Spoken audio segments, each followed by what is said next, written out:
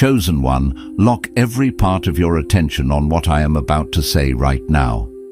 That ache sitting in the middle of your chest, the one that shows up every time you watch someone else receive what you have been waiting for.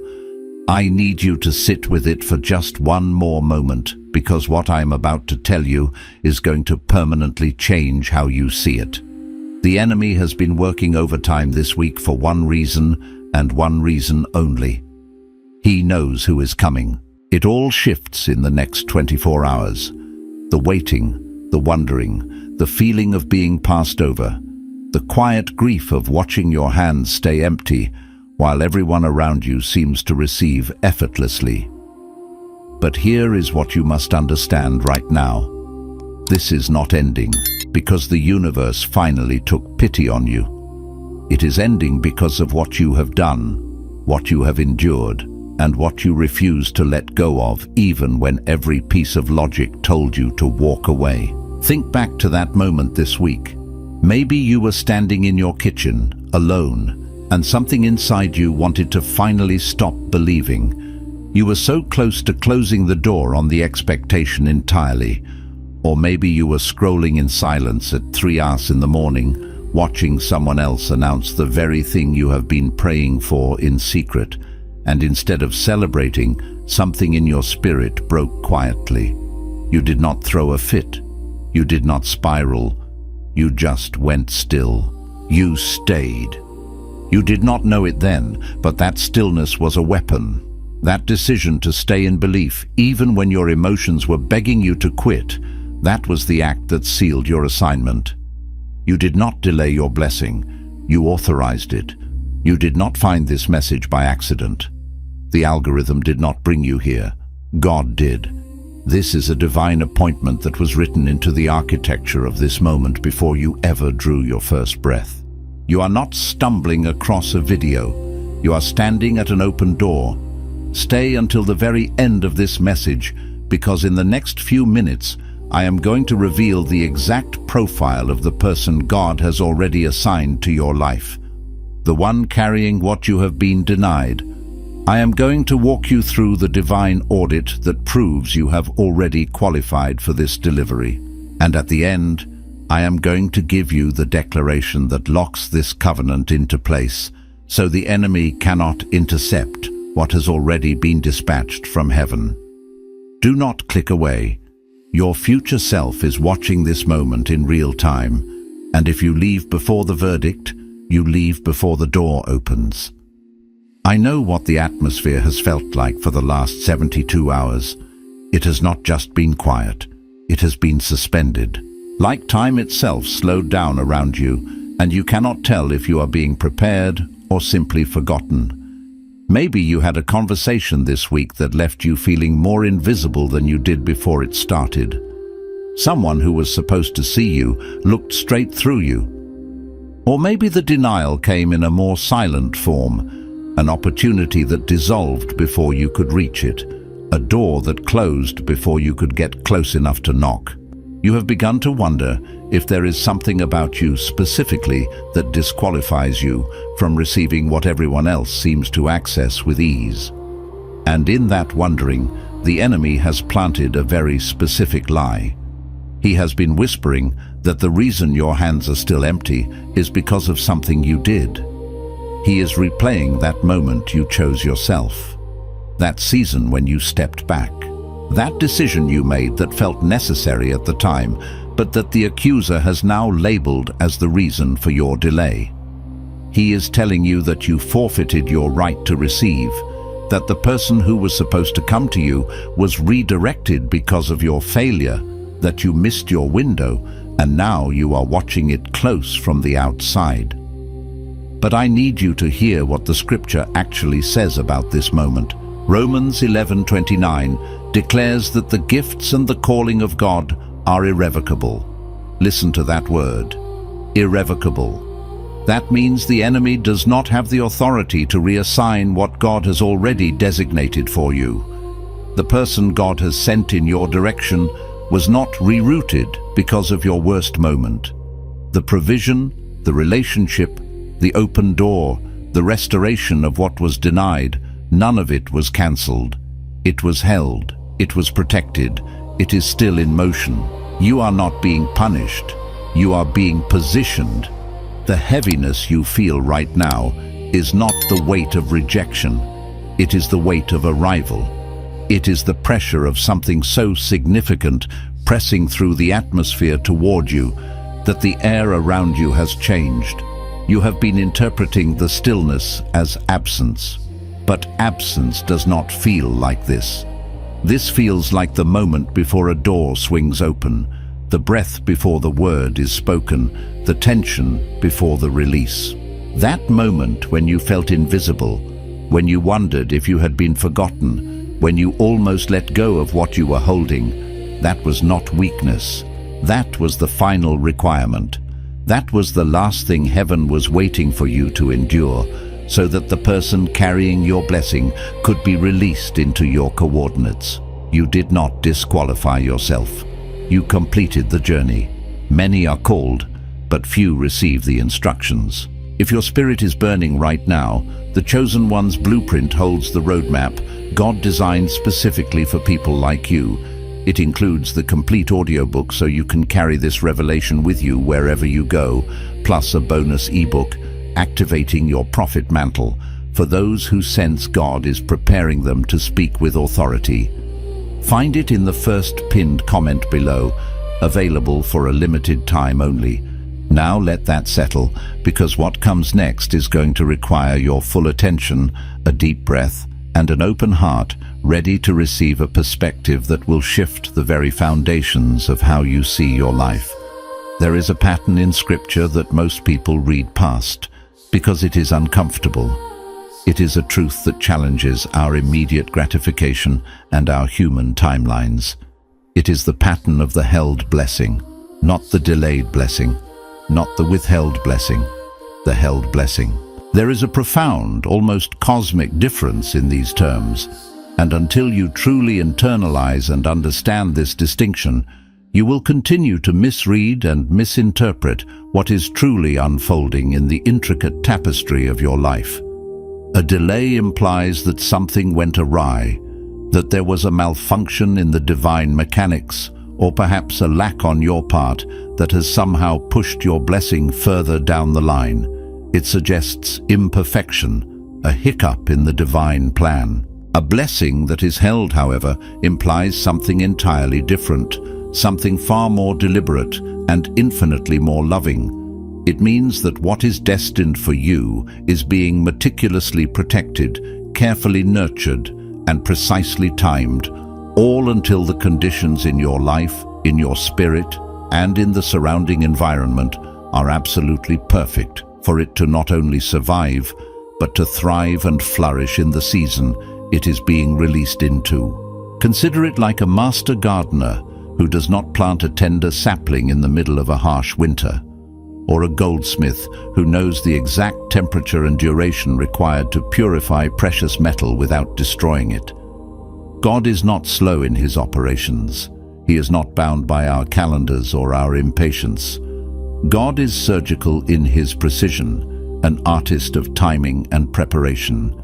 And what he has been holding for you has not merely been sitting in some cosmic waiting room, gathering dust, or simply existing in a state of inert suspension. Oh no, beloved one, it has been actively, dynamically, and with the same intricate precision that was used to shape and prepare you, being prepared itself. It has been molded, refined, imbued with power, and aligned with your highest good, ensuring that when it finally manifests, it is not just a blessing, but a perfect fit for the person you have become. It is a masterpiece forged in the crucible of divine wisdom, ready for its appointed unveiling. Think about the raw, visceral moment Hannah walked into the temple in 1 Samuel, her heart a desolate landscape of longing. She was so utterly broken, so completely emptied out by the relentless, grinding years of barrenness and the agonizing wait for a child, that the high priest Eli, observing her anguished form, tragically mistook her silent, fervent prayer for drunkenness. He saw the outward appearance of distress, but entirely missed the profound spiritual transaction taking place within her. She was not loud. There was no clamor or performance, no outward display for human eyes to judge. She was so immersed in the depths of her private grief, so deeply communing with the Creator of life, that her lips moved in silent supplication, but no audible sound escaped. It was a prayer that transcended words, a cry from the deepest chamber of her soul. And the scripture says that in that precise, poignant moment, God remembered her. Now, this word, remembered, is not a casual English translation. In its original Hebrew, it is the powerful word zakar, and it bears a far weightier meaning than simply God recalling something he had previously forgotten. It means God moved toward her with decisive, intentional, and covenant-keeping action. The remembering was not merely a mental flicker of recognition. It was mobilized. It was an activated, divinely orchestrated movement that initiated a profound shift in her destiny. When God zakar you, when he remembers you in this potent covenantal way, things begin to move that have long been stationary, fixed in an unyielding stillness. Imagine massive, ancient gears, long dormant, suddenly grinding into motion. Doors that felt sealed with an unbreakable finality begin to loosen from their frames, a subtle tremor indicating a coming opening.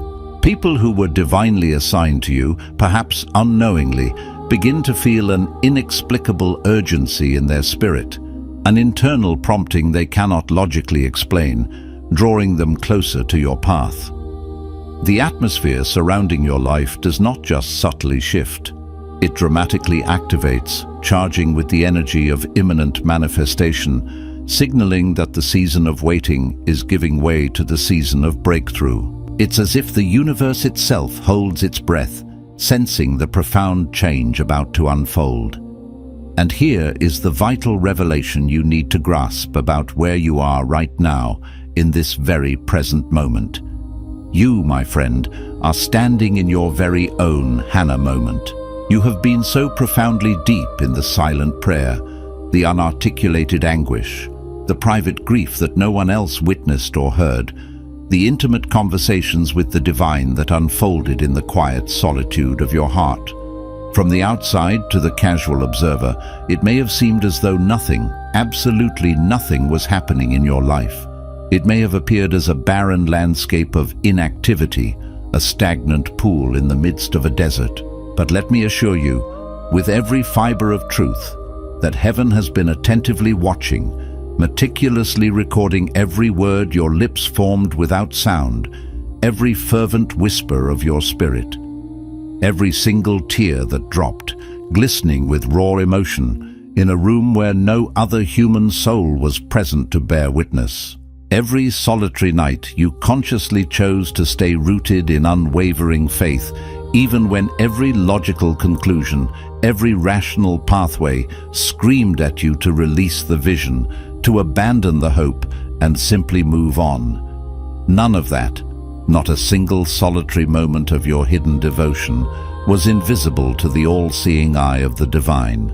All of it, every tear, every silent prayer, every act of persistent faith, was being meticulously recorded in the celestial ledgers as undeniable evidence of your readiness, a testament to the depth of your endurance and the unshakable nature of your spirit. But here is where this truth pierces even deeper, ascending to a layer of understanding that most people, even those walking a spiritual path, miss entirely. The evidence of your readiness, that divine tally kept in the unseen realms, was never about whether you could somehow muster enough belief, or pray for a sufficient duration, or maintain a flawless, unblemished posture of faith in every waking moment. The true evidence was found in a far more profound and challenging crucible. It was revealed in what you chose to protect, to guard with fierce tenderness, when everything, every external pressure, every internal doubt, every circumstance around you was relentlessly pressing, pushing and daring you to let it go. There is something deeply precious you have been carrying within the sanctuary of your soul, a knowing, a quiet certainty, a divine vision, a persistent whisper about what your life is truly supposed to look like, what impact you are meant to make, who you are destined to become. And the intense, unyielding pressure of this recent season, this prolonged period of testing, has been specifically and perfectly designed not to break you, but to test the very core of your resolve, whether you would finally, irrevocably drop it. It wasn't because God needed to see if you would fail, for He knows the end from the beginning, and He is not surprised by our human frailty. No, this test was because what you are poised to receive, the magnitude of the manifestation that is on its way, demands a carrier.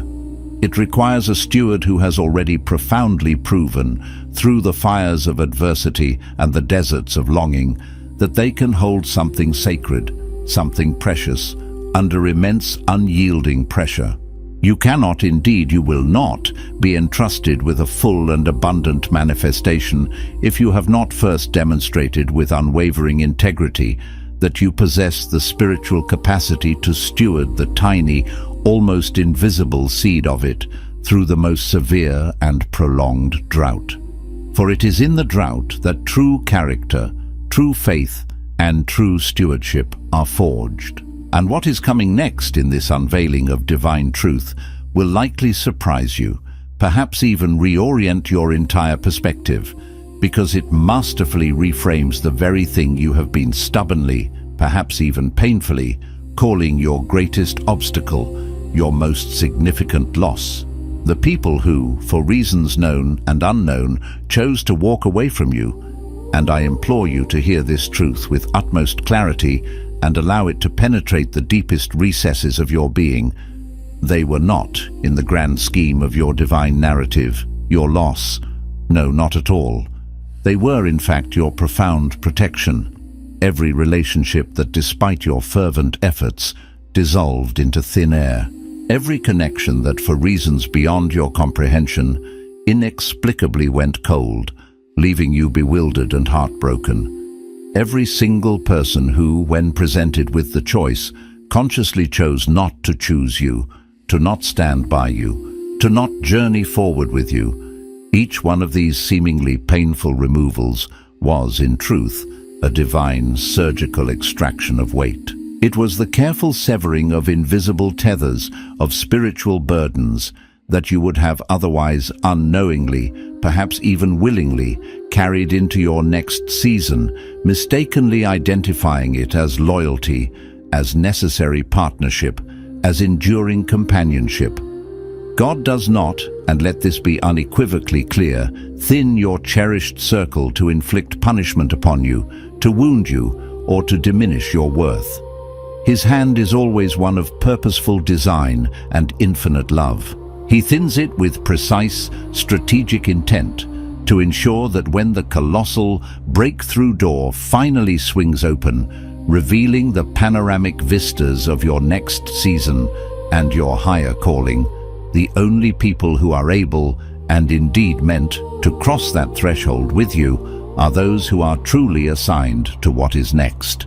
They are the ones whose spirits resonate with your future, whose destinies are interwoven with the unfolding chapters of your purpose, not merely those who are nostalgically attached to what was, to the comfort of the past, or to the familiar confines of an outdated season. The loneliness you undoubtedly felt in that thinning, in that period of quiet isolation, was profoundly real. I am not in any way minimizing the ache, the void, the sense of being untethered, but it was the loneliness of preparation, a sacred solitude designed for spiritual recalibration and profound internal growth, not the devastating loneliness of abandonment. There is a vast and crucial difference, a chasm between these two experiences, and deep within the intuitive core of your spirit, your innermost being has always known this truth, even when your emotions, in their raw and vulnerable state, could not quite articulate it, could not give voice to the quiet understanding that pulsed beneath the surface of your sorrow. Still, Stay with me, lean in even closer, because what I am about to share next is not merely another insight.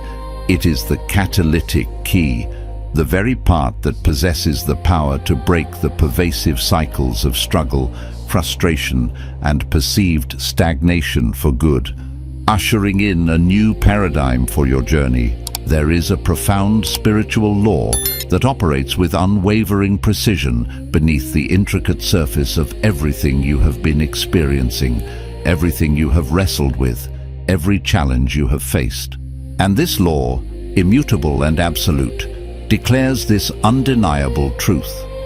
The degree of spiritual resistance you have faced, the intensity of the opposition that has seemed to besiege you from all sides, is directly and perfectly proportional to the sheer magnitude of what is imminently being released toward you, what is actively in motion from the celestial realms destined for your life. Consider this: the enemy, the adversary of your soul and your divine purpose, does not mobilize his formidable forces heavily against individuals who pose no significant threat to his agenda, who are operating in spheres of inconsequence.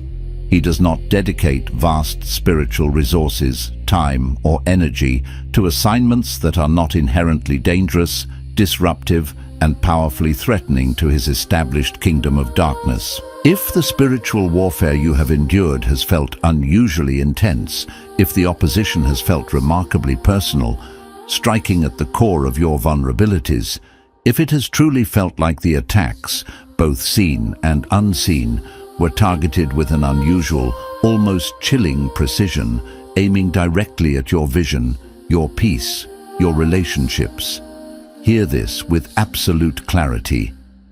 That is not, I repeat, not a sign that you are cursed, that you are somehow under a hex, or that you are inherently flawed. On the contrary, that is an unmistakable, thunderous sign that you are significant. You are carrying something immense. You are a threat to the status quo of darkness. Light, in its pure, radiant essence, does not attract opposition in the vast expanse of the dark because it is weak, fragile, or easily extinguished. It attracts opposition. It draws the immediate aggressive attention of the shadows precisely because it is dangerous. It exposes, it dispels, it transforms. You, my chosen one, are dangerous to the encroaching darkness in a way that your current circumstances, in their often limiting scope, have not yet fully revealed to you, have not allowed you to fully comprehend. But rest assured, the enemy already knows it. He has always known it. That is precisely why the resistance began so early, manifesting in places and seasons of your life where, to your conscious mind, there was seemingly nothing yet to protect, no obvious victory to defend, no manifest breakthrough to guard. He was not merely responding to what you had already done, to your past actions or your current achievements. He was preemptively responding with strategic foresight to the monumental things you were destined to do, to the profound impact you were going to make, to the glorious future God had already ordained for you. His attacks were a testament to your unawakened power, a dark prophecy of your coming glory. And this profound understanding leads us to something even more foundational, a truth that I need you to truly sit with, to allow it to marinate in your spirit before we journey any further, because this particular insight is the very hinge on which everything else swings, the fulcrum point around which your entire perspective will shift. The primary assignment on your life, the grand narrative of your spiritual journey, is not fundamentally or primarily about what you will accumulate. It is not ultimately about the acquisition of material possessions, or the perfect romantic relationship, or the abundance of financial provision, or the mere opening of a specific door of opportunity. As real, as legitimate, and as deeply cherished as those desires are within the human heart. No, beloved one, the core immutable assignment is about who you will powerfully, irrevocably become in the transformative process of receiving those very things. And even more importantly, it is about who you will, by virtue of your refined character and earned wisdom, release into their own glorious destiny because of what you courageously walked through, endured, and overcame to get there. Your testimony, that unfolding saga of triumph over adversity, is not merely for you. It was never, from its inception, intended for you alone to savor or possess in isolation. Every treacherous valley you survived, every long, desolate night you chose to stay, anchoring yourself in faith when the seductive allure of leaving, of giving up, would have been undeniably easier, every single moment of invisible faithfulness, performed without an audience, without accolades, without even the promise of immediate reward.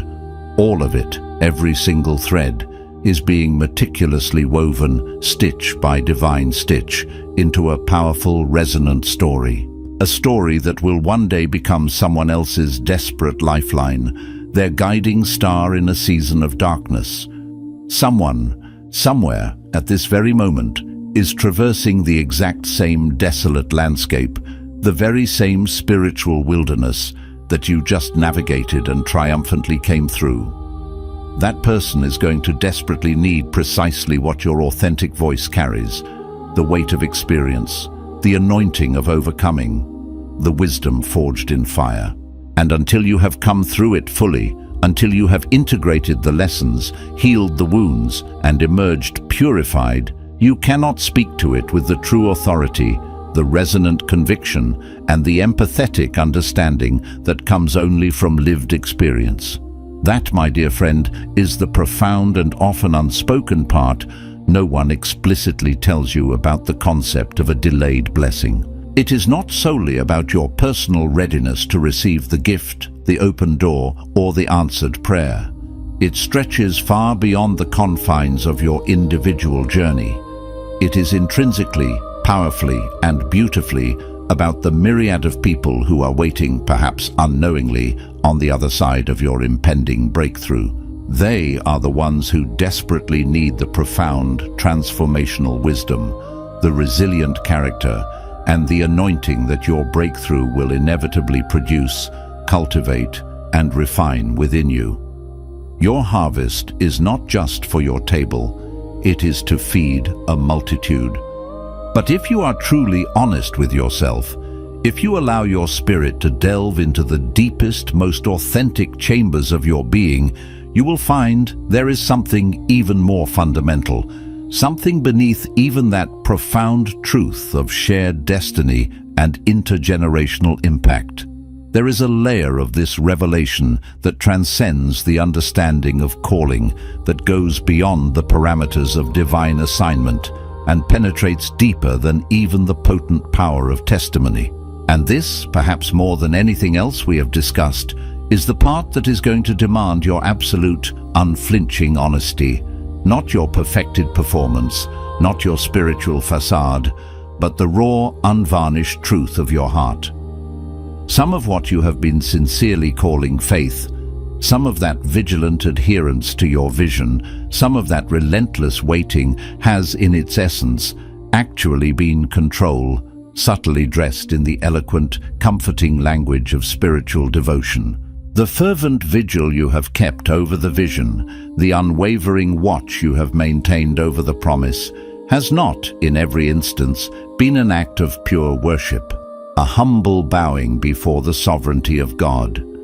Sometimes, if we are truly honest, it has been a grip, a tight, white-knuckled, almost desperate refusal to truly release the intricate outcome, the specific timeline, the precise manifestation into the sovereign, all-knowing hands of the one who not only authored the promise, but orchestrates the entire universe. And why this grip? Because somewhere, in the deep, unexamined places of your soul, there resides a quiet, insidious fear. A fear that whispers, if you truly, completely let go, if you truly relinquish your tight hold, it will somehow not come back. That if you stop watching the door with unwavering intensity, if you dare to avert your gaze, the very existence of that door and the promise it represents will cease to be.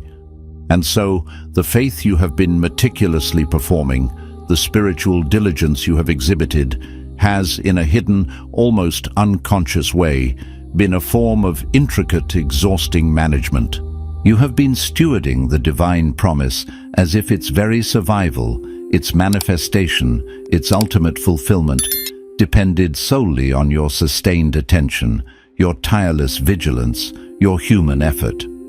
When the liberating, radical truth, the very essence of true spiritual freedom, is this: what God has spoken over your life, the irrevocable decrees of heaven concerning your destiny, does not, and has never, required your protection.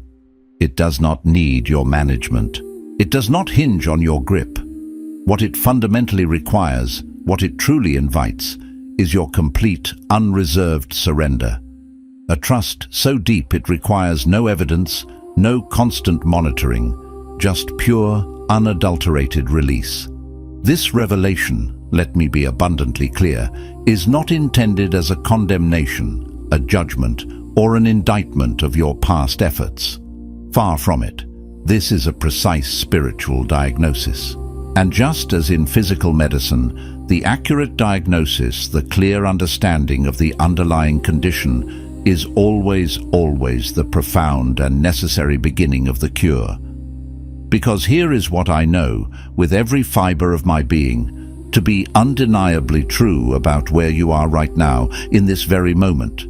You have carried this long enough, this heavy burden of the promise, in your own finite, often weary hands. The sheer weight of it, the constant vigilance and the unspoken anxiety, has subtly but profoundly shaped the way you walk through life, the way you enter every room, the way you interpret every silence, every lingering glance, every unopened email. You have become accustomed to reading every single circumstance, every interaction, every passing moment through the singular, all-consuming lens of whether or not it provides tangible, undeniable evidence that the promise is still intact, that the vision has not been forgotten, that your hope is not in vain.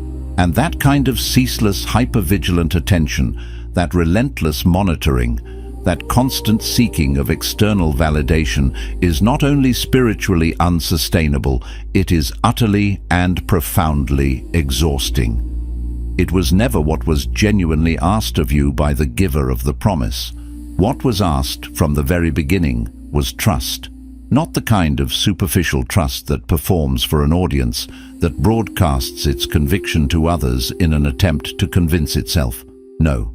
What was asked was the radical, intimate trust that closes its eyes in the midst of uncertainty, opens its hands in an act of profound surrender, and with a deep, resonant certainty says, "I know what you said, O Lord.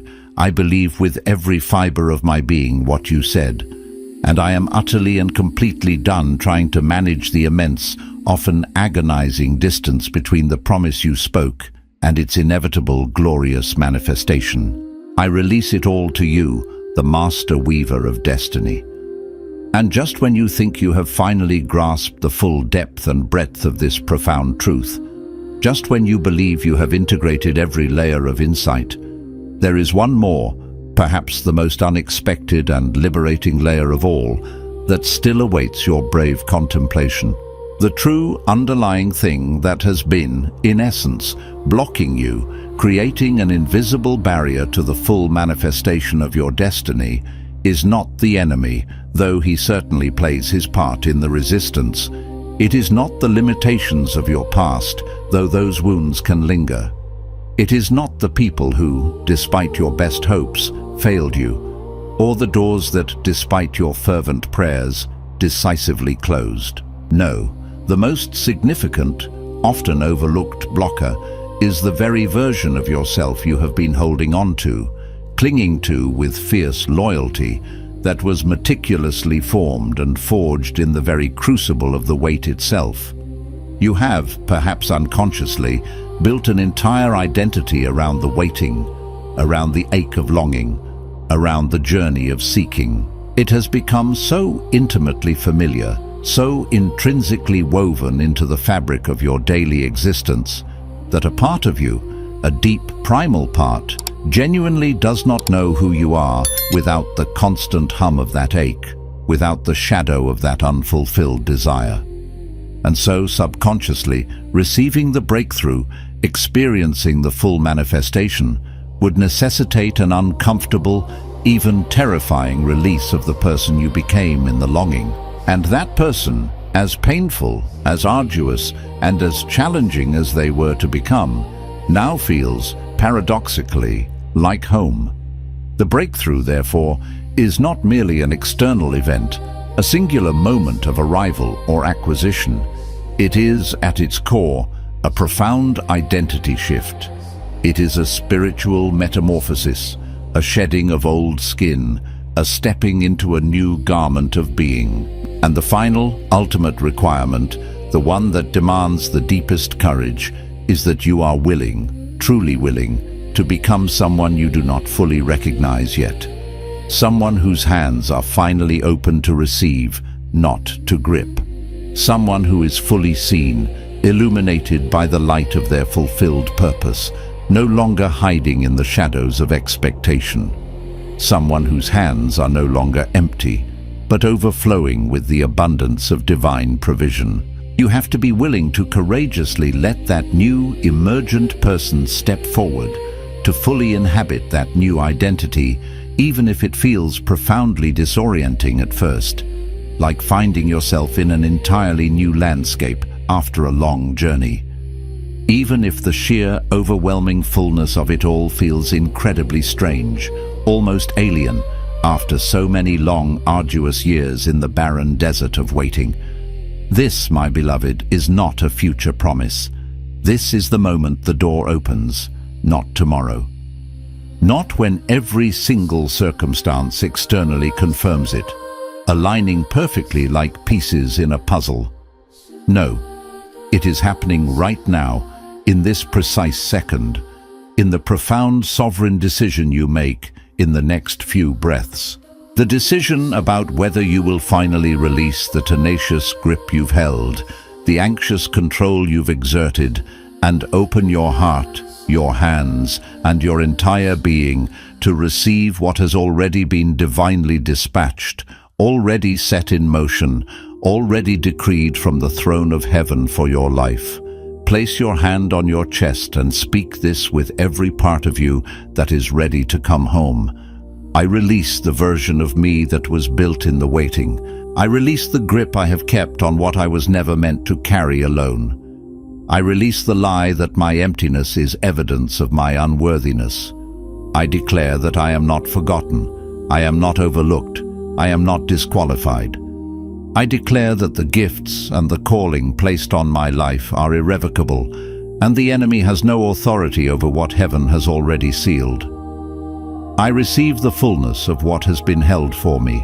I receive the relationships, the provision, the open doors, and the divine connections that are already in motion toward my life. I step out of the identity of the waiting and into the identity of the arrived. I am chosen. I am prepared. I am ready. And what God has spoken over me will not return void. I receive it now in this moment with open hands and a surrendered heart. It is done. If this message confirmed what your spirit already knew, drop the word received in the comments right now. Let it be your declaration, your agreement, and your act of faith. And share this with someone who has been standing at the edge of their breakthrough, wondering if it is still coming. Sometimes the most prophetic thing you can do for someone is put the right word in front of them at the right time. This was that word for you. Now let it be that word for someone else.